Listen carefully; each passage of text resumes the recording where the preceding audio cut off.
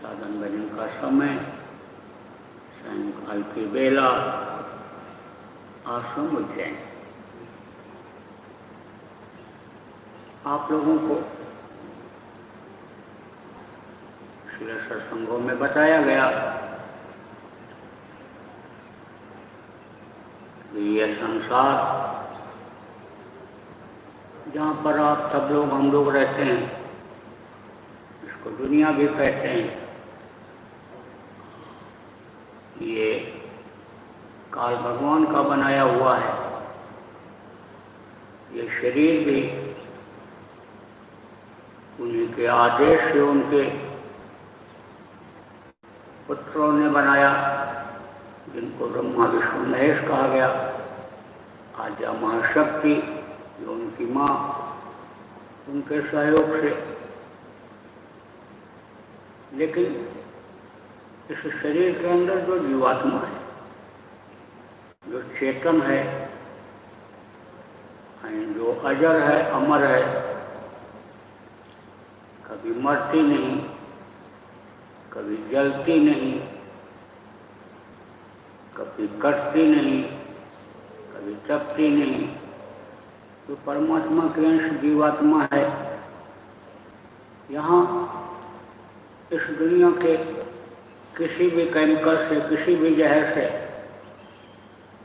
उसको खत्म नहीं कर सकते। किसी भी यंत्र से, किसी भी गोला बारूद से उसको खत्म नहीं कर सकते हैं। तो ये परमात्मा के अंश जीवात्मा इस शरीर के अंदर डाली गई और वही आपके अंदर चेतन शक्ति को पैदा किए हुए है और ये शरीर चलता रहता है। उसके निकल जाने के बाद शरीर में कोई हरकत नहीं दिखाई पड़ता। जैसे अभी आपके शरीर में सुई चुभोया जाए, दर्द होगा, चिल्ला पड़ोगे, खड़ा उठोगे चाकू मार देने पर। लेकिन अगर जीवात्मा निकल गई तो शरीर के टुकड़े टुकड़े कर दो, कुछ नहीं पता चलता है। जीवात्मा ही इस शरीर को चलाती है। लेकिन जीवात्मा के साथ जब ये उतारी गई तो मन को लगा दिया गया, क्योंकि काल और माया यही इस देश के मालिक हैं। तो माया ने मन को लगा दिया। अब यह मन तरह तरह की इच्छा पैदा कर देता है और जब इच्छा पैदा कर देता है तो शरीर उसी में रम जाता है, उसी तरह का आदी हो जाता है। जैसे देखने का आदी हो गया, सुनने का आदी हो गया, खाने का आदी हो गया और उसी में ठगी हो जाती है। ठगी किसको कहते हैं कि जो अपने काम ना आवे, जो धोखे की चीज हो, उसको ठगी कहते हैं। बोले धोखा दे दिया। क्या धोखा दे दिया? रुपया लेकर चला गया, मन ने लालच पैदा कर दिया कि कह रहा है 1 का 4 गुना करा देंगे, और दे दिया। लौट करके आया, कहा ब्याज पर दे दो, 5% ब्याज मिलेगा। लेकर के गया, समय से ब्याज दे गया, महीना 2 महीना, फिर लालच पैदा किया कि हर महीने 5% आपको मिल रहा है, और 6%, 7% साल में ब्याज दे रही है बैंक। तो जो बैंक में था वो भी निकाल करके दे दिया, उसका भी समय समय पर देता गया। अब और लालच बढ़ा दिया मन ने, औरत का जेवर भी बेच करके दे दिया, कुछ नहीं रह गया और सब लेकर चला गया। सबका ठगी हो गई। आप ये समझो कि औरत से शादी कर लिया, जाना समझा नहीं कौन है क्या है, समझमाता नकली गहने का बक्सा टैक्सी लेकर के आ गई और दिखा दिया, देखो ये हमको मिला है, घर वालों ने दिया है। नकली माँ बन गई, नकली बाप बन गई। ठगों ने सब इंतजाम कर दिया, जाल बिछा दिया, और कहती है कि इसको आप रख लो संभाल के, कोई ले न जाए। उसको संभाल के रख लिया, विश्वास हो गया, देखो इसने सब कुछ दे दिया, इतना प्रेम, प्यार प्रेम दिया, इतना बढ़िया खिलाया, प्रेम से खुश हो। और जब जान लिया रुपया पैसा कहाँ रखा है और असला जेवर कहाँ रखा है, असला सामान सोना चांदी कहाँ रखा है, लेकर निकल गई। तो कहते हैं ठगी हो गई। आ गए, कौन आ गए? जहाँ मौका मिला शादी ब्याह में, जलसा में, मंत्री जी के बगल फोटो खिंचवाने का, फोटो खिंचवा लिए, कलेक्टर के बगल खड़े होकर फोटो खिंचवा लिए। सीधे बताए कि हमारा कलेक्टर से, हमारा मिनिस्टर से सीधा संबंध है, नौकरी लगवा दूंगा, प्रमोशन करा दूंगा, और आप हमको कुछ खर्चा दे दो। कुछ खर्चा तो लगेगा, देवता की भी पूजा करते हो, उनसे कुछ लेते हो तो कुछ खर्च करते हो, उनको भी प्रसाद चढ़ाते हो, खुश होते हैं जब अनुष्ठान करते हो, ग्रह को हटाने के लिए तो भी कुछ खर्च करते हो, कुछ तो खर्चा लगेगा। दे दिया और लेकर निकल गया। इंतजार कर रहे हैं, नौकरी का कागज आ रहा होगा, आ रहा होगा। फिर दोबारा आया, कहा कि मामला तो फंस गया, अब थोड़ा और देना पड़ेगा तब आगे बढ़ेगा। और लेकर चला गया, सालों निकल गया। लड़का इंतजार कर रहा है, कागज आ रहा होगा, कागज आ रहा होगा। बाप कह रहा है क्लर्की की ही नौकरी कर ले, अफसर तू मत बनना, पढ़ लिख कर खाली मत बैठो, कर लो। कहता नहीं अफसर बनेंगे, और कुछ नहीं, समय भी निकल गया, उम्र भी निकल गई। तो कहते ठगी हो गई, ठग ले गया। वो लगाए हुए था बोर्ड, मक्खियाँ एक नहीं साथ पास आएंगी, कैसा भी भोजन खाओ मक्खियाँ एक नहीं आएंगी, एक आना टिकट। सस्ते जमाने का है। अब इतना बढ़िया बोल है कि लोग ऐसे सुनते रहे, किस्सा कहानी रहती था, अंदर लोग चले भाई देख ले, वहाँ भी सुनाता रहा, घंटों बैठाए रहा किस्सा कहानी, और हंसाता रहा, मनोरंजन करता रहा। और आखिर में बोला, आप देखो जिसलिए आप आए हो आपको बतलाता हूँ, आपके सामने जब भोजन आवे तो दाहिने हाथ से खाते जाओ और बाएं हाथ से हिलाते जाओ ऐसे। अब जाओ नमस्कारम, बस विदा कर दिया। कहते ठगी हो गई, ले गया, एक आना चला गया बेकार का। घूमते रहते ऐसे, जहाँ गाड़ी रुकी पहुँच गए और मांगने लग गए, दे दीजिए दे दीजिए। अब दया आ गई, चलो भाई दे दें, लाओ, लगा है, बहुत देर से कह रहा है, डट ही जाते।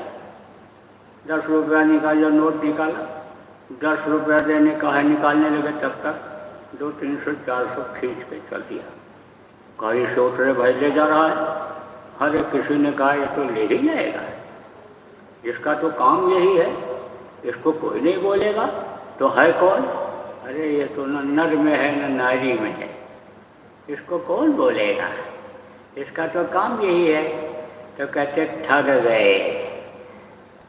तीर्थों में जाते हैं, वहाँ भी ठगी हो जाती है। स्नान करने के लिए जाते हैं, वहाँ भी ठगी हो जाती है। गया स्नान करने के लिए, अब देखने लगा, पहले ही पता लगा दिया कि यहाँ कोई ठगी तो नहीं होती। ठग ने ही कह दिया होशियार रहना, ठगी बहुत होती है। अब गए, तब तक आया, पैर छुआ, मौसा प्रणाम, मौसा प्रणाम, मौसा प्रणाम। अरे मौसा हमको पहचानते नहीं हो? और नहीं पहचानते, यही तो बताओ, हमको नहीं पहचानते। मौसा यहाँ नहाओगे? हाँ नहाएंगे। तो मौसा हमारा कपड़ा देख लो, हम नहा लें, फिर हम आपका देख लेंगे। यहाँ ठग लगते हैं, उठा ले जाते हैं। अब मौसा बोले भैया हम भी पहले नहा लें। तो हम तुम्हें नहा लो मौसा। मौसा गए, डुबकी लगाए, सबका कपड़ा लेकर निकल गया। और जब नदी में से निकले तो कहाँ गए कहाँ गए कहाँ गए, ठग ही लगा हुआ था। बोले कौन कहाँ गए? बोले वो जो हमको मौसा कहते थे। बोले वो लेकर चले गए, सीताराम जपो, हरे कृष्ण जपो। वो तो लेकर चले गए, हरे कृष्ण सीताराम सीताराम कहते कहते चले आए। कुछ तो कहते ठगी हो गई। अब आप ये समझो कि इस तरह की ठगी अन्य जीवन में बहुत होती है आदमी के। कहते ना, लड़के को पढ़ाया लिखाया और जवानी में ही अन्य समझो कि छोड़ करके हमको चला गया, ठग लिया लड़के ने, ठगी हो गई। आप देखो, आदमी रो रहा है, अपनी औलाद से रो रहा है, अपनी पत्नी से रो रहा है, पति अपने पति से रो रही की वजह से रो रही है। कह रहे ठगी हो गई, ठग निकल गए। तो अब आप ये समझो कि इसी तरह से जीवन की ठगी होती रही, सांसों की पूंजी की ठगी होती रही। क्योंकि आपको ये पता नहीं है कि आप पिछले जन्म में कहाँ थे, पिछले जन्मों में भी कहीं रहे। आप न मालूम कितनी बार बेटा बने, न मालूम कितनी बार पिता बने, न मालूम कितनी बार पत्नी माँ बनी, माँ बेटी बनी, और अन्य ठगी से बच नहीं पाए। यही काम करते रहे जो इस समय कर रहे हैं। मन ने पैदा कर दिया इच्छा, मन ने खुजली पैदा कर दिया। खुजली किसको कहते हैं? खुजली कहते हैं कि जहाँ हाथ बार बार पहुँचता है और बार बार इच्छा होती है खुजलाने की। इसलिए कहते हैं कि शरीर को साफ सुथरा रखो, रोए को साफ रखो, कि जिससे अन्य गंदगी इकट्ठा न हो, हवा पास होती रहे, पसीना बाहर निकले साफ कर लो, नहीं तो जम जाएगा तो वहाँ पपड़ी पड़ जाएगी और खुजली होने लगेगी।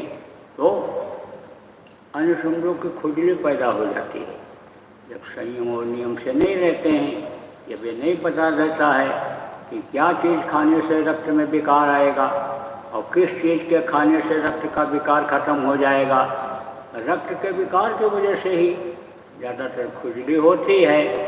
अब अगर किसी ने बता दिया कि नीम की पत्ती खाते रहो तो ये रक्त शुद्ध रहेगा, विकार यानी समझो नहीं आएगा रक्त में। और मान लो खुजली अगर हो ही गई तो यानी उसके ऊपर गौमूत्र लगा दो, और गौमूत्र अगर नहीं है तो अपना ही मूत्र लगा दो, सुबह शाम 2 बार, खुजली खत्म हो जाएगी। अब जब खुजली बढ़ जाती है, ज़्यादा बढ़ जाती है, तब उसका इलाज करना पड़ता है, पैसा लग जाता है, इंजेक्शन लगता है, गोली खानी पड़ती है। एक चीज़ में फ़ायदा होता है, दूसरा मर्ज पैदा हो जाता है।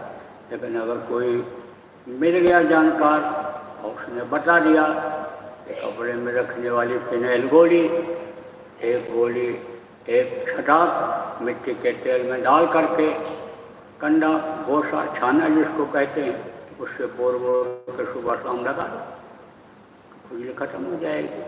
तो ये इच्छा कौन पैदा करता है? मन पैदा करता है। ये खुजली पैदा कर देता है। जैसे बहुत से लोग क्या करते हैं, जैसे ऊपर खुजली पैदा करने वाली चीज़ें फेंक देते हैं। देखो प्रकृति में अन्य समझो खुजली पैदा करने वाली चीज़ें भी हैं और खुजली खत्म करने वाली भी चीज़ें हैं।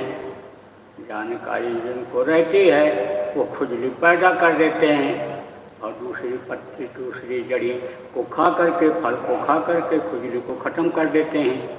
तो एक कमाच होती है, वो किसी के ऊपर ऐसे डाल देते हैं जो ठग होते हैं, तो वहाँ खुजली पैदा हो जाती है।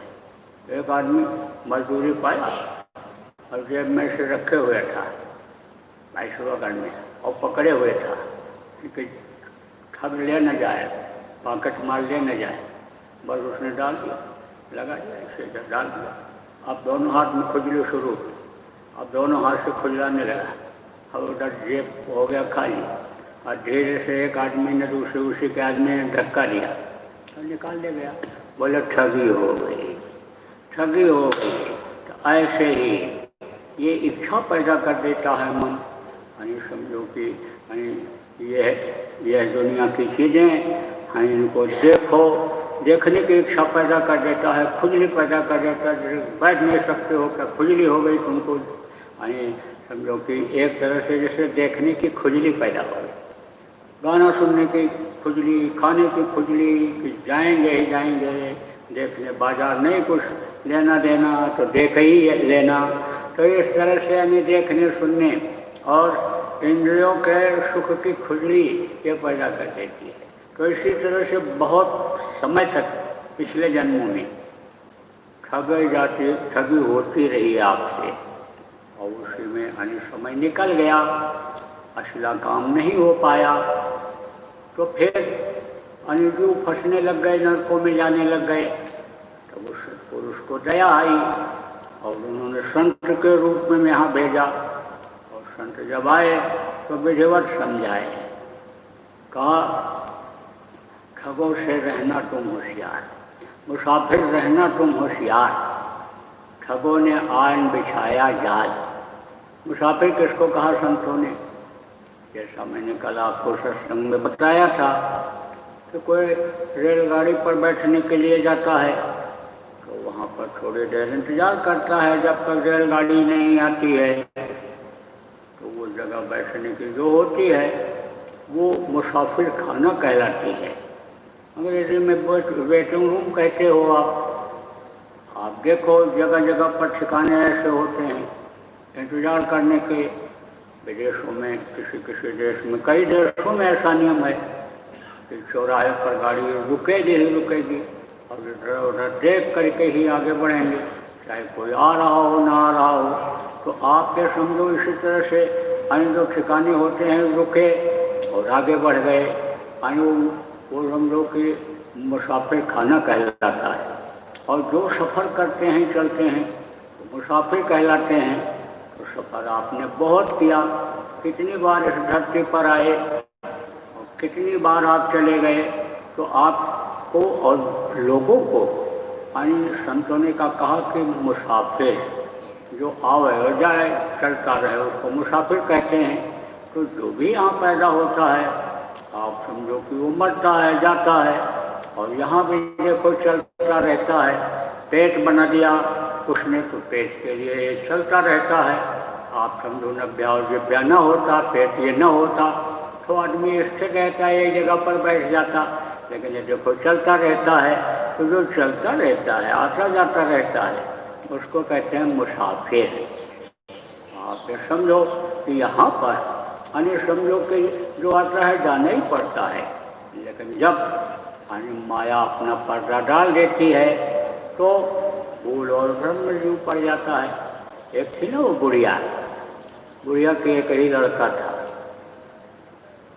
बड़ा प्यार करती थी, खूब उसको खिलाती पिलाती और प्यार से रखती।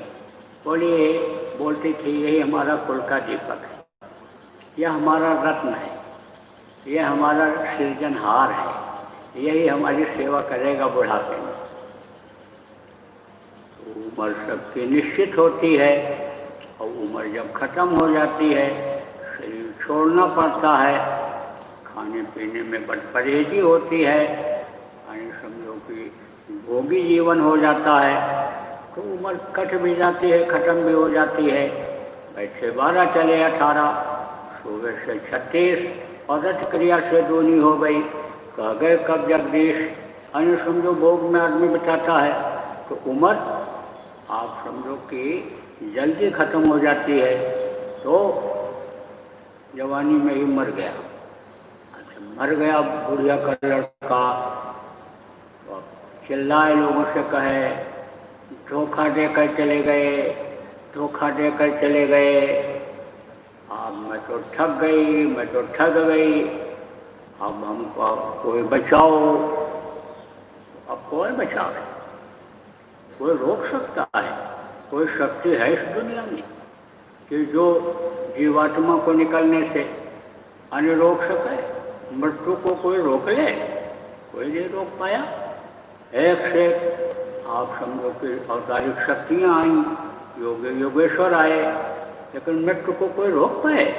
जिनको आप भगवान कहते हो मनुष्य शरीर में आए और भगवान का काम उन्होंने किया, पालन कर्ता कहलाए, दीन बंधु दीनानाथ कहलाए, उनको भी शरीर छोड़ना पड़ा, उनको भी कोई नहीं रोक पाया। तो कौन रोक पाएगा? लेकिन अब पर्दा चढ़ा हुआ है, लगा हुआ है माया का, कहती है जिंदा करो जिंदा करो, नहीं तो मैं मर जाऊंगी, या भगवान या परमात्मा जिंदा करो। रोवे चिल्लाए मत्था पटके, लोग बहुत समझाए नहीं माने। तो एक आदमी ने कहा ऐसे नहीं मानेगी, इसको पहले विश्वास में ले करके और धीरे से महात्मा जी के पास भेजना पड़ेगा। कोई चीज़ उलझ जाती थी तो संतों के पास महात्माओं के पास ही लोग जाते थे, राय लेते थे, मशवरा लेते थे, उनके बताए अनुसार जब चलते थे तब समस्या सुलझ जाती थी। जब सत्संग बराबर लोगों को मिलता रहता था तो आज की तरह से परेशानियां घर में नहीं रहती थी। तो एक आदमी ने कहा देखो महात्मा जी के पास इसको ले जाओ, और उससे कहा माता वो महात्मा जी पहाड़ी पर रहते हैं, वो तुम्हारे बच्चे को जिंदा कर सकते हैं। अब उसका विश्वास जम गया, उसने समझो कि वहाँ जाना मान लिया। अब उसको पकड़ करके 2 आदमी रोते बिलखते ले गए। कहा कि ठगी हो गई, मैं तो ठग गई, मैं तो ठग गई, मुझे बड़ी उम्मीद थी लेकिन वो चला गया, ठगी हो गई। महात्मा जी बोले कि ये तो अन्य ठगी जो तुम कहते हो ये तो ठगी है नहीं। तो कहे कि नहीं ठगी हो गई। बोले ये ठगी है? हाँ ठगी है, ये ठगी हो गई। तो बोले कि तो अच्छा, तो तेरा लड़का तो जिंदा हो सकता है, लेकिन तू जा नीचे से गाँव में से सरसों ले आ और सरसों को मैं फूंक दूँगा और ले जा करके लड़के के ऊपर डाल देंगे तो लड़का जिंदा हो जाएगा। बोली अभी ले आती हूँ। तो कहा ऐसे नहीं, घर में जब जाना सरसों मांगने के लिए, तब कहना कि आपके घर में अगर किसी की मृत्यु न हुई हो, अगर तुम्हारे साथ ठगी न हुई हो, तो हमको सरसों दे दो। बोली अच्छा। एक घर में गई, यही बात बोली। औरत ने कहा कि अभी तो 6 महीने पहले हमारी सास मर गई। दूसरे में गई, उन्होंने कहा मेरे पिताजी मर गए 4 महीना पहले। किसी ने कहा मेरा बेटा 8 साल का था, चला गया।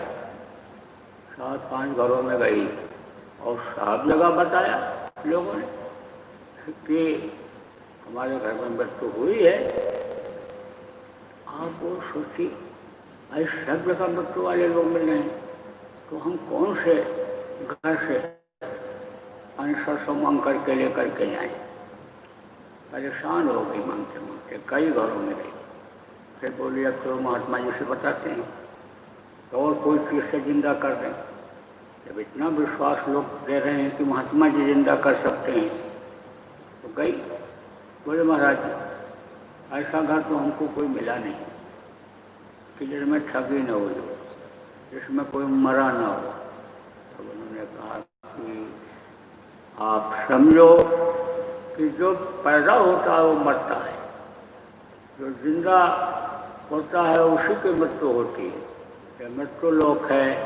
अब यह है कि तुमको बड़ी उम्मीद थी अपने लड़के से कि हमारी सेवा करेगा, तो अब तुम इसको ठगी कह रही हो। तो संतों ने कहा कि मुसाफिर रहना तुम होशियार, और ठगों ने आन बिछाया ज्ञान। आप ये समझो कि जैसे यहाँ ठगी होती है, ऐसे साधनों में भी ठगी होती है। अब इस ठगी से बचने के लिए समझो संत रास्ता बताते हैं। और जो पूरे संत होते हैं, पूरे सद्गुरु होते हैं, वो वहाँ भी ठगी न हो तो वहाँ का भी रास्ता बताते हैं, सत्संग के द्वारा बताते हैं। सत्संग के द्वारा ठगी से कैसे बचो, और समझो कि वहाँ भी सत्संग के द्वारा बताते हैं और मदद भी करते हैं। इसीलिए कहा गया कि बगैर गुरु के जाना, बगैर गुरु के चलना यह मत रहे पंथ। इस रास्ते पर बगैर गुरु के मत चलो, तो गुरु कर लो। जितने लोग आए सब ने बताया कि गुरु के बगैर तो कोई आगे बढ़ ही नहीं सकता है। गुरु बिन भव ने तरह न कोई, जो वीरेंद्र शंकर समूह या ब्रह्मा या शिव के समान कोई होगा, बगैर गुरु के नहीं पार हो सकता है। आप देखो रामकृष्ण आए, उन्होंने भी गुरु किया। कबीर पलटूनानंद दादू संत रूप में आए, उन्होंने भी गुरु किया। लेकिन गुरु गुरु में भी भेद रहा। आप तो कहते हो कान फुकवा लेंगे, आप तो कहते हो कंठे बनवा लेंगे, बहुत से लोग आप कहते हो कि समझो कि हम इनसे छाप लगवा लेंगे और हम इनके शिष्य हो जाएंगे। समझ लो कि हम गुरु कर लेंगे। और गुरु लोग भी अपना एक पहचान अलग बनाते हैं। कोई सिर बढ़वा देते हैं, कोई बाल बढ़वा देते हैं, कोई कपड़ा ही बदलवा देते हैं, कोई कुछ कर देते हैं। अब आप इस बात को समझो कि बाल बढ़वाना, दाढ़ी बढ़ाना और कपड़ा बदलवाना, इसमें भी रहस्य होता है। लेकिन उस रहस्य को तो समझे नहीं। सारी परिस्थितियां समय के अनुसार होती हैं। जैसे गर्मी का महीना है, अब गर्मी के महीने में कोट कोई पहन कर चले, स्वेटर पहन कर चले तो गर्मी और बढ़ेगी। ठंडी आती है तो वही स्वेटर, वही कोट आरामदेह हो जाता है। ऐसे समय और परिस्थितियाँ होती हैं। आज की तरह से आप ये समझो कि पहले परेशानी नहीं थी, ऐसा युग नहीं था। आप समझो कलयुग नहीं था। कलयुग में आप ये समझो कि कलयुग से पहले त्रेता, द्वापर और सतयुग था। ये सारे युग जो थे, ये सब कलयुग से बहुत अच्छे थे। और जब द्वापर गया, कलयुग आया, तो भी द्वापर का असर रहा। लेकिन अब हम कहते इस पंथ के हैं, वो कहते उस पंथ के हैं, वो कहते उस पंथ के हैं, और उसी पंथ के चक्कर में लोग आ जाते हैं और उसी में फंस जाते हैं। लेकिन जो समर्थ गुरु होते हैं, सच्चे गुरु होते हैं, जानकार होते हैं, वो लोग और परलोक में आराम से जाने का दोनों रास्ता बताते हैं, दोनों समझो कि विधि को समझाते हैं। तो अब आप ये समझो कि जब गुरु साथ रहते हैं और गुरु जब संभाल करते रहते हैं, आदमी को धोखा नहीं होता है। ऐसे संसार में होता है, उन्हें साधना में ऊपरी लोकों में होता है। जैसे किसी को तीर्थ करने के लिए जाना होता है, किसी को कहीं घूमने के लिए जाना होता है, तो जो जा चुका होता है उससे लोग पूछते हैं, तो वो सही सही सब बात बताता है। भाई इस तरह से रहना होगा, इस तरह से होशियारी करनी होगी, इस तरह से लोभ लालच में पड़ करके या उदारता में आकर के आपको कर्जा नहीं ले लेना होगा। और से लोग कर्जदार होकर आ जाते हैं, दान करवा लिया, घोड़ा हाथी दान करवा लिया, और कहते हाथी तो 50 लाख की मिलती है, चलो 50,000 ही दे देना, उसी में उद्धार हो जाएगा, मुक्ति हो जाएगी। 50,000 तो यहाँ नहीं है, चलो हम आकर वहाँ से ले जाएंगे। तो सब लोग बता देते हैं कि भावुकता में कहीं फंस मत जाना। तो जाते हैं, जिनको अनुभव होता है उस चीज़ को समझ लो कि वो बता देते हैं। कोई कहीं घूमने के लिए जाता है और कोई जा चुका है तो उससे पूछता है कि भाई घूमने के लिए जाना है तो कैसे क्या करना रहेगा, तो वो बता देगा कि गाइड को कर लेना, जो रास्ता बताने वाला है पथ प्रदर्शक उसको तुम रख लेना, तो वो तुमको सब घुमा देगा, दिखा देगा। और नहीं तो भूल भुलैया में चले जाओगे, सुरंग में चले जाओगे, एक ही तरह का रास्ता वहाँ मिलेगा तुमको, कहोगे किधर जाएं, क्या करें, भटकते रह जाओगे, जिधर जाओगे बार बार घूम के उसी तरफ फिर आ जाओगे। तो बता देते हैं लोग। लेकिन जिनका आना जाना नहीं होता है, जो वहाँ कभी नहीं गए, वो आपको क्या बताएंगे। जो टूरिस्ट नहीं है, टूर करने नहीं गया कभी, वो आपको क्या बताएगा। जो आप समझो तीर्थ करने के लिए या कहीं बाजार जाने के लिए समझो कि आप पूछते हो, नहीं गया तो क्या बताएगा। विदेश में जाने के लिए क्या क्या करना पड़ता है, जो नहीं गया वो क्या बताएगा। और जो आता जाता है सारा सिस्टम आपको बता देगा। तो जिनको अनुभव होता है, जानकारी होती है, जब ऐसे गुरु मिलते हैं, समर्थ गुरु जिनको कहा गया, तो यहाँ भी रहने का, उठने बैठने का तौर तरीका, विचार भावना रखने का सब बता देते हैं। यहाँ जिस तरह से मन खुराफात करता है, इसी तरह से ऊपर भी खुराफात करता है। अब ये जरूर है कि मन यहाँ शरीर में जब रहता है तो थोड़ा मोटा रहता है, तो मोटी बुद्धि लगाता, मोटा काम कराता है। और जब ऊपर की तरफ जाता है, ढीना होता है, पतला होता है, तो उस तरह से वो बाधा डालता है। तो मन ही यहाँ पर मनुष्य को कामी, क्रोधी, लोभी, मोही, लालची बनाता है। संत क्या कहते हैं कि भाई देखो, काम भी रखो और क्रोध भी करो, लोभ भी रखो, मोह भी रखो, लेकिन उसमें फंसो नहीं। उतना ही रखो कि जिससे और ज़्यादा इच्छा मन न पैदा कर दे, लालच न बढ़ जाए। और अपना जीवन का समय निकालो, किस काम में निकालो, परमार्थ में निकालो। इसका शरीर का इंतजाम करते हुए, गृहस्थी का देखभाल करते हुए, शरीर के लिए खाने पीने वाली की चीज़ों को इकट्ठा मुहैया करते हुए, शरीर को चलाने के लिए, गर्मी ठंडी से बचाने के लिए समझ लो कि कपड़े का, मकान का इंतजाम भी कर लो। लेकिन इसी को बढ़ाने में, इसी को सजाने संवारने में और इसमें मान प्रतिष्ठा पैदा करने में मत लगो, क्योंकि ये धन दौलत, ये घर मकान, ये मान प्रतिष्ठा लेकर के इस शरीर के साथ कोई चाह ही नहीं पाया। यह सब शरीर का ही रिश्ता है, शरीर तक ही सीमित रहता है और शरीर एक दिन छोड़ना पड़ता है, जीवात्मा को एक दिन निकलना पड़ता है। तो भाई जीवात्मा के लिए भी कुछ करो।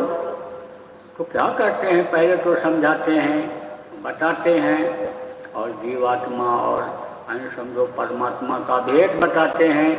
देवी देवता कौन है, ये क्या दे सकते हैं, ये आपकी क्या मदद कर सकते हैं, ये कैसे खुश हो सकते हैं, कैसे खुश करके इनसे आप कुछ ले सकते हो, ये सारी बातों को स्पष्ट रूप में कह देते हैं, क्योंकि उनको सब हर चीज़ का अनुभव होता है। अब आप यह भी कहोगे कि बहुत से ऐसे भी संत महात्मा हुए जो कम उम्र में ही बहुत सा उपदेश कर दिए, तो उनको जीवन का क्या अनुभव होगा।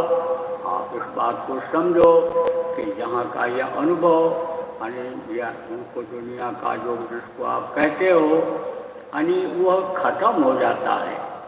आध्यात्मिक अनुभव की शुरुआत होती है, आध्यात्मिक विद्या की शुरुआत होती है, आध्यात्मिक धन की शुरुआत होती है।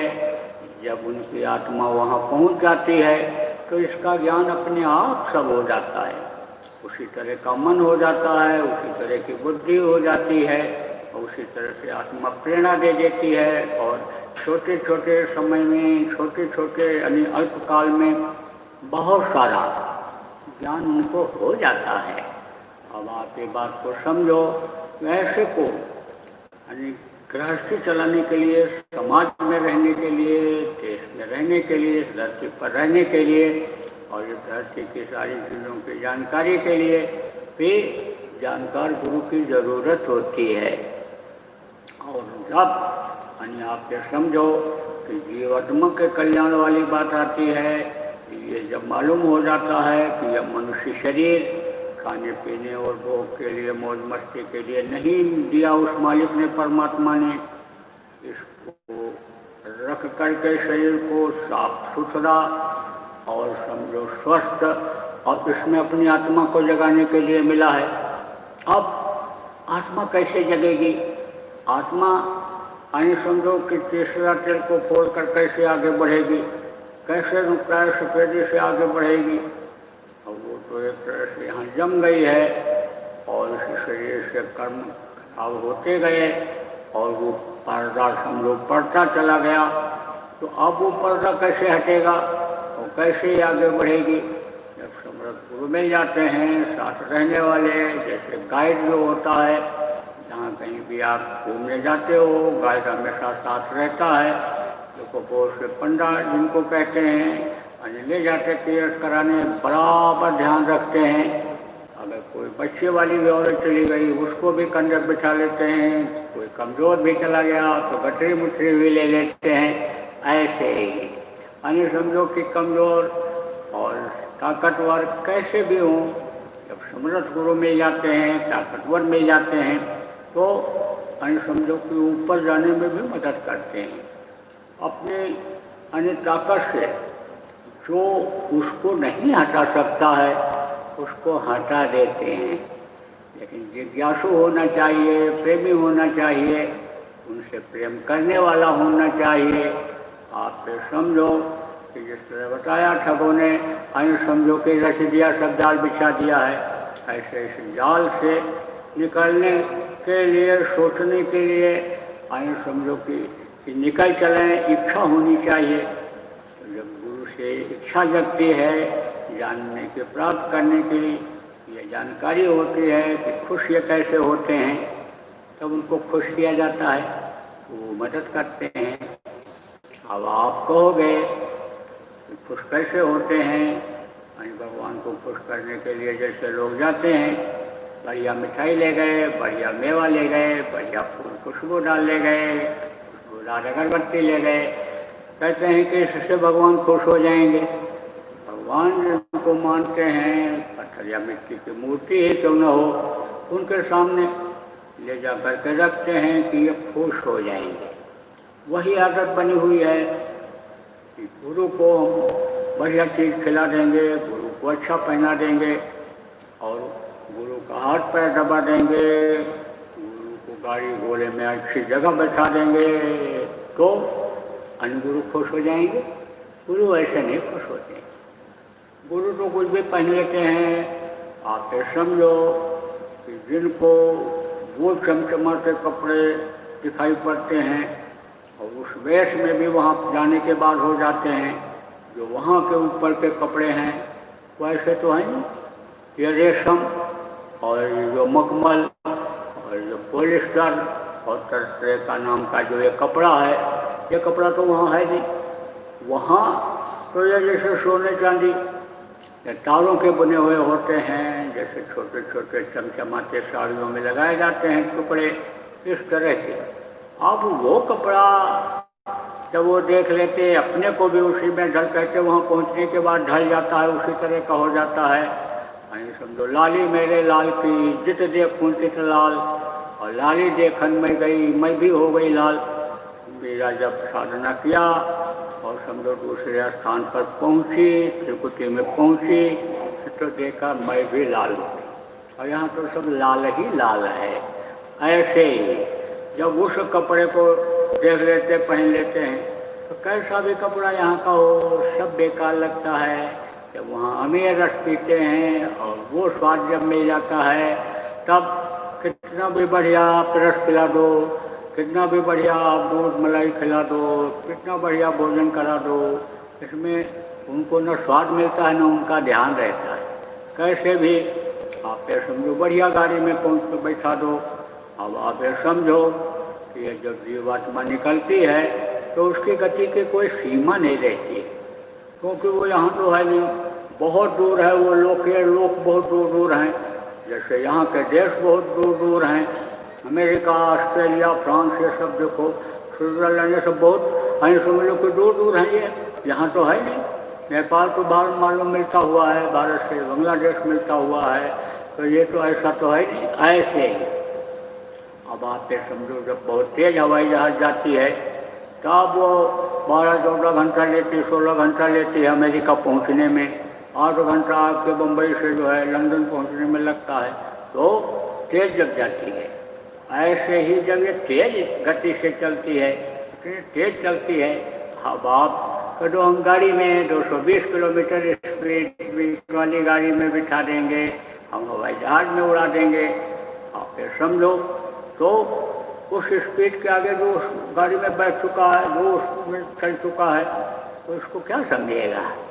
तो ये लोगों का भ्रम और भूल अन्य लोगों को आगे बढ़ने से रोक देता है। तो गुरु खुश कैसे होते हैं, गुरु जो चाहते हैं उस तरह का काम अगर किया जाए तो गुरु खुश रहेंगे।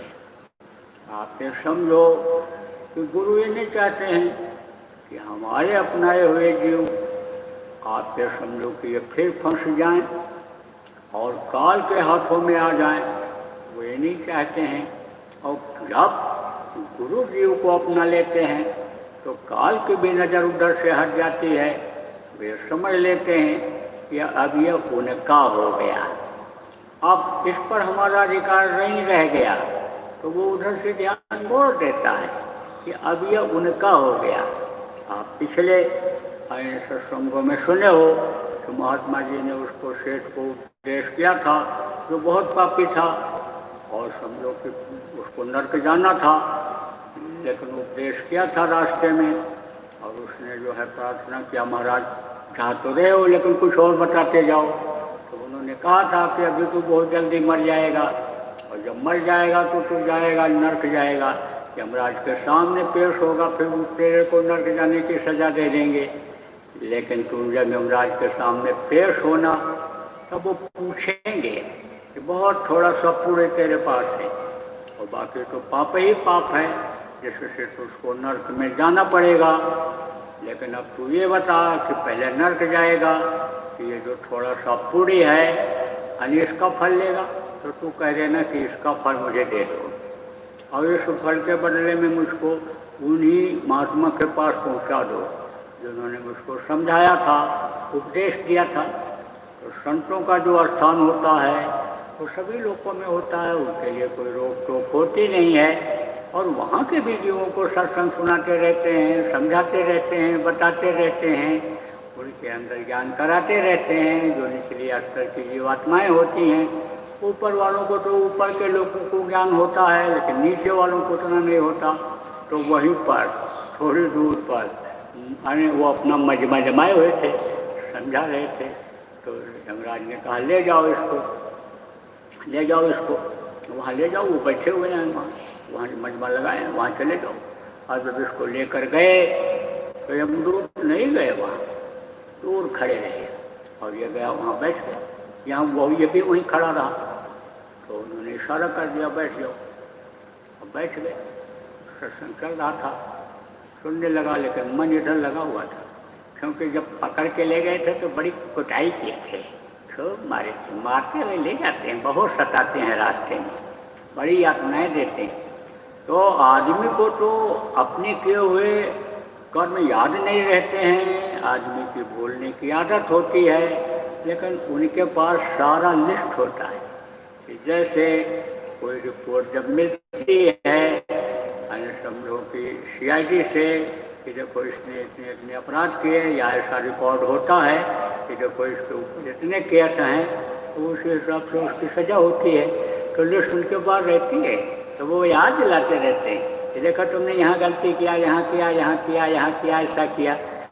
तो आदमी को बड़ा पश्चाताप होता है, जीव को बड़ा पश्चाताप होता है, उसको खुद को नहीं पता रहता है कि देखो हमने मन के कहने पर, उतावले में आने में, इंद्रियों के कहने पर हमने ऐसे भी बुरे कर्म कर बैठे।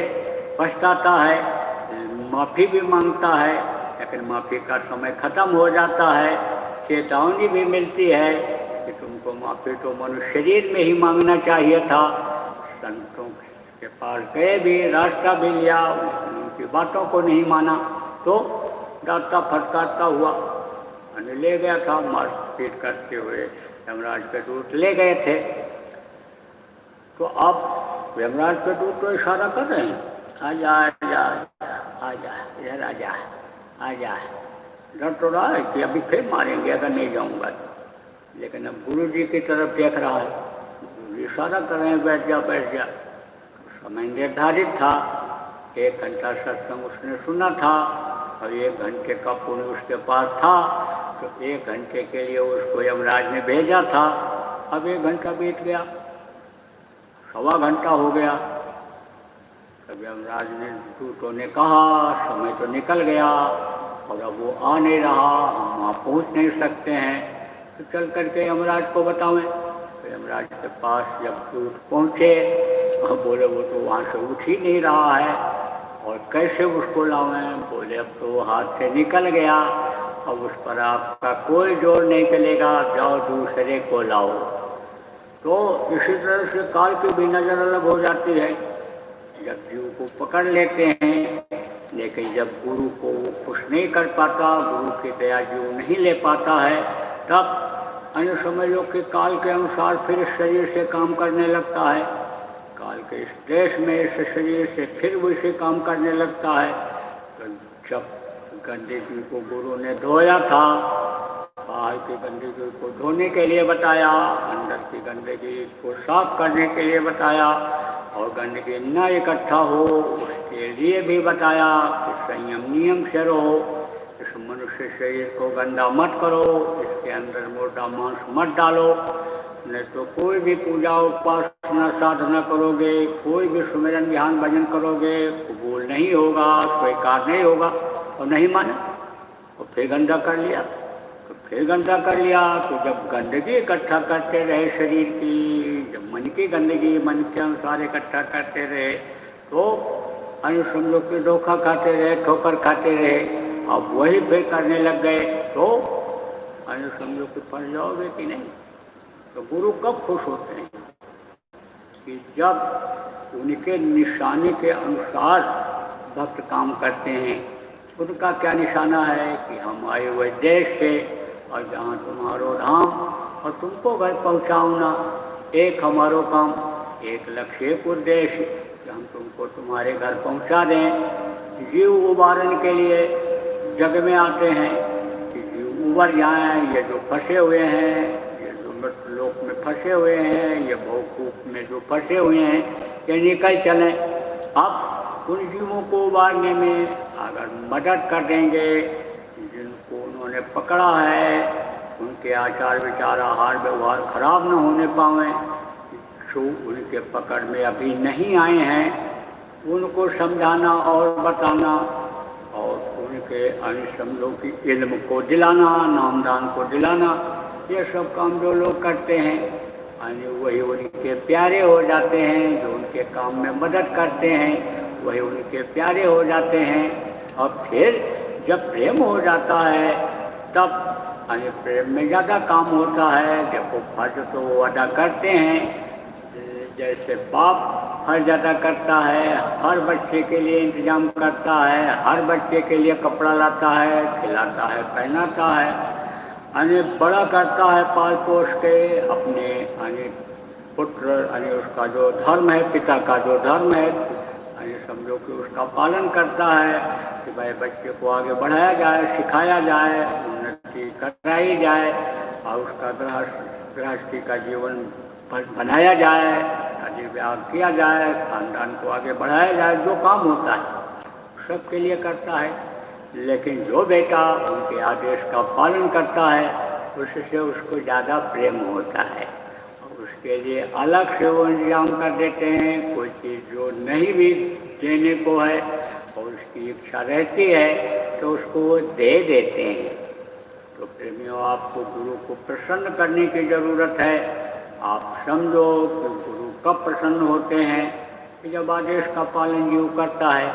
तो गुरु महाराज के आप बंदे हो, गुरु महाराज को बराबर आदेश इस बात का देते रहे, चाहे 5 मिनट का सत्संग किया, चाहे 10 मिनट का सत्संग किया, हर सत्संग में बोलते रहे कि भजन करो, सुमिरन करो, ध्यान करो, समय निकालो, नाम मन लगे उसमें, तो सेवा करो। समझे? आप सेवा करो, जीवों को जगाओ जो उनका असली निशाना है। पैर दबाना, उनके लिए कुछ करना, ये तो एक अलग चीज़ है। वो तो जो इच्छा की नहीं मनमाही। और गुरु प्रताप का दुर्लभ नहीं, वो तो अपने गुरु को याद करेंगे और उनके गुरु प्रेरणा दे देंगे और वो चीज़ उनके लिए ज़रूरत किया जाएगी। आप इसको करो न करो, आपको मैं क्या बताऊँ अपना अनुभव, कहाँ इतना समय है बताने का। इस समय की बात तो छोड़ो, जब गुरु महाराज हमको प्रचार में आए समझो कि भेजते थे, गुरु महाराज के शरण में आया था सत्संग करने के लिए, जब भेजते थे उसी समय से अन्य समझो कि जिस चीज़ की इच्छा होती थी खाने पीने की, जब वहाँ पहुँचते थे तो वही बना हुआ मिलता था। वो चीज़ें कुछ ऐसी होती हैं खाने पीने वाली कि जो सीजन में ही बनती हैं, लेकिन बे सीजन की बनी खाने को मिलती थी। एक बार मेरी छोटी सी तौलिया थी बाथरूम में, मैं भूल गया और चला आया। दूसरी जगह जब पहुंचा तो उसी तरह की तौलिया रखी हुई है। और जब मैं चलने लगा तो उन्होंने कहा ये लेते जाओ। तो हम आपका क्यों ले जाएं? तो बोले नहीं, हम तो आप ही के लिए लाए थे। अपनी औरत को बताया, कहा ये भक्त करके गई तौलिया लाई अभी 2 घंटा पहले। अब आगे सोचो कि जहाँ चीज़ याद आई कि हमारी छूट गई और तकलीफ हुआ, तो हाँ भक्त को तकलीफ नहीं होने दिया गुरु महाराज ने। ऐसे ही आपके समझो कि गुरु के आप बंदे हो और आप तो कोई तकलीफ नहीं होगी, लेकिन आप आदेश का पालन तो करो। उनके मिशन को आगे बढ़ाने के लिए सोचो तो। खुद जो धार्मिक लोग हैं और समझो कि धर्म करते हैं, धर्म को जानते हैं, चाहे थोड़ी बहुत ही जानकारी हो। आप समझो कि जो संत मत को जानते हैं, समझते हैं, पूरा नहीं समझ पाए, मान लो जैसे संत मत के स्कूल में ही भर्ती हुए हों, जैसे स्कूल में कोई भर्ती होता है तो एकदम से सीधे पढ़ करके और समझ लो कि डिग्री नहीं ले लेता, डिप्लोमा नहीं ले लेता है, सर्टिफिकेट नहीं ले लेता है। धीरे धीरे पढ़ते हुए बच्चा और फिर आगे बढ़ता है, तो कोई चाहे भर्ती ही हो। लेकिन आप यानी गुरु के मौज को समझो, याद करो उनकी बातों को, जो आपके गुरु रहे हैं और उनके गुरु रहे हैं। 2-3 पुष्ट वालों को देखो और समझो कि उन्होंने जो किया, क्या आप कर रहे हो, आपको नहीं कर रहे हो तो आप उन्हीं के चिन्हों पर चलने लग जाओ। जिस तरह से उन्होंने काम किया उसी तरह से आप करने लग जाओ तो भी बहुत परिवर्तन हो जाएगा। कोई ज़रूरी नहीं है कि आपको इस मनुष्य शरीर में देवी देवताओं के दर्शन का मौका ही मिला हो। अन्य समझ लो ये भी ज़रूरी नहीं है कि वो रास्ता ही आपको मिला हो, भगवान की प्राप्ति का रास्ता ही आपको मिला हो। जो आवाज़ उनकी 24 घंटे हो रही है उसको सुनने का मौका ही मिला हो या रास्ता ही मिला हो, आपको मिले न हो ऐसे समर्थ गुरु, या आप खोज न पाए हो, आप कोई भी गुरु किए हुए हो, गुरुमुख जिनको कहते हैं, गुरुमुख हो आप, तो आप ये समझो वही जो अच्छी बात बताए हैं उसी पर आप चलने लग जाओ। जो भी आप कहीं समझो कि नाम आप सुने हो उनके मुंह से, उसी नाम से उस मालिक को सच्चे हृदय से याद करने लग जाओ। इस मानव मंदिर को साफ सुथरा करके तो आपके संस्कार जग जाएंगे और आपके जो कर्म हैं वो कटेंगे, हल्के होंगे, तो समर्थ गुरु भी आपको मिल जाएंगे। नहीं भी खोज पाओगे तो आपको खींच लेंगे और खींच करके खाली समझो कि दे देते हैं। आप इतने लोग यहाँ बैठे हो, आप नामदान ऐसे नहीं ले गए थे इच्छा रख करके, किसी भी तरह से आप वहाँ पहुँच गए, खिंच गए और आपको रास्ता मिल गया, आप भजन करने लगे। कुछ लोग तरक्की भी कर रहे हैं, आगे बढ़ भी रहे हैं। तो समझो कि कहा गया कि गुरु को मस्तक पर सवार रखो, गुरु के आदेश का पालन करो। गुरु वहाँ भी मददगार होते हैं, चढ़ाई में भी, साधना में भी बहुत बाधाएं आती हैं, लेकिन गुरु जब हमेशा साथ रहते हैं तो बाधाएं सब हटती चली जाती हैं। जैसे कोई पावरफुल आदमी हो, आप ये समझो कि किसी दरोगा के साथ, किसी पुलिस वाले के साथ जिसके पास आश्रय हैं, समझो उसके साथ आप कहीं यात्रा करो, कोई फौजी जिसके पास बंदूक है उसके साथ यात्रा करो, तो जो छोटे मोटे तकलीफ देने वाले जानवर हैं, छोटी मोटी तकलीफ चोरी डकैती करने वाले, छीनने वाले जो ये लोग हैं, ये साथ नहीं आएंगे और नहीं तो लुट जाओगे, ये छीन लेंगे और जानवरों का भी हमला हो सकता है। इसीलिए समझो के साथ ही ऐसा बनाया जाता है।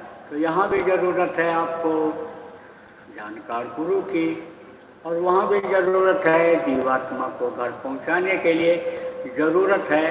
तो आप जिनको नहीं मिले हैं आप इच्छा बनाए रखो, और जो गुरु आपको मिले, जो भी नाम आपको बताया, आप उन्हीं को याद करो, उन्हीं से आप प्रार्थना करो कि हमको ये भी रास्ता मिल जाए, वो भी नाम मिल जाए जिसमें ताकत है, जिसमें शक्ति है, जो अभेद है, जो समझ लो कि ये जिंदा है, वो नाम हमको मिल जाए।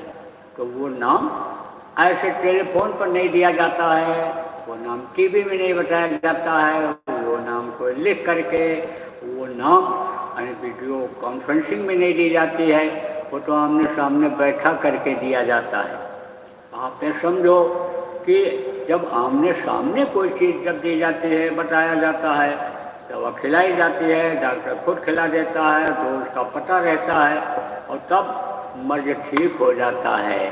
और आप ये समझो किताब में पढ़ करके या टीवी में देख करके कोई दवा बनाना सीख भी जाए और डोज इधर का उधर हो जाए, कम हो ज़्यादा हो जाए, तो मर्ज नहीं जाता है, मर्ज बराबर बना रहता है।